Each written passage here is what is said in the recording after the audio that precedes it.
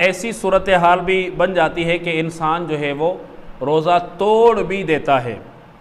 अब रोज़ा तोड़ना या तो ये जानबूझकर होता है या तो ये रोज़ा तोड़ना एक शरई मजबूरी या शरई कोई उज़ुर उसके अंदर पाया जाता है जिसकी वजह से शरीयत उसको हुक्म दे देती है कि भाई आप रोज़ा तोड़ दें।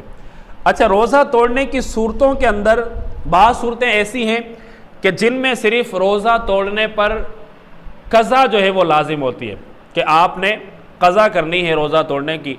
अच्छा, बाज़ सूरतें ऐसी होती हैं कि खाम खा ही रोज़ा तोड़ दिया, बग़ैर मजबूरी के जो है वो रोज़ा तोड़ दिया।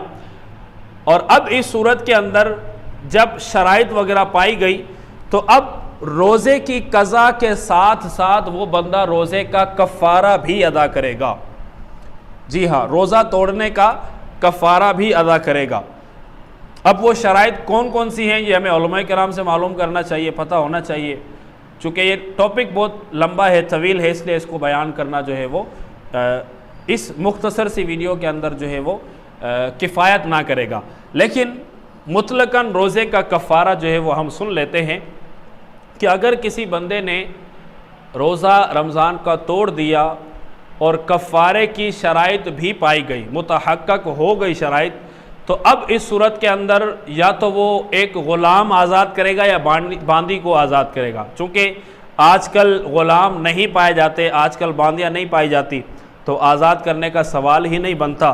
तो ये तो एक तरफ हो गई। दूसरी चीज़ है 60 दिनों के रोज़े रखना पे दर पे।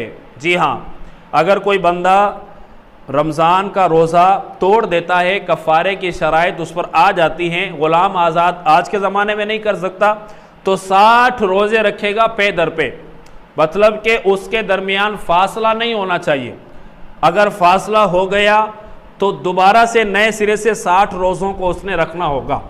अब 60 रोज़े रखने की ताकत नहीं है। ताकत मिसाल के तौर पे बूढ़ा हो चुका है या ऐसा मरीज़ है कि दोबारा सेहतमंद नहीं हो सकता या इसके अंदर ताकत ही नहीं है। अब ये फ़ैसला आपने खुद से नहीं करना, ये आपने उलमाए किराम से रुजू करना है कि मुझसे ये गलती हो गई थी, मैंने रोज़े को तोड़ दिया था, आज के दौर के अंदर ग़ुलाम में आज़ाद नहीं कर सकता।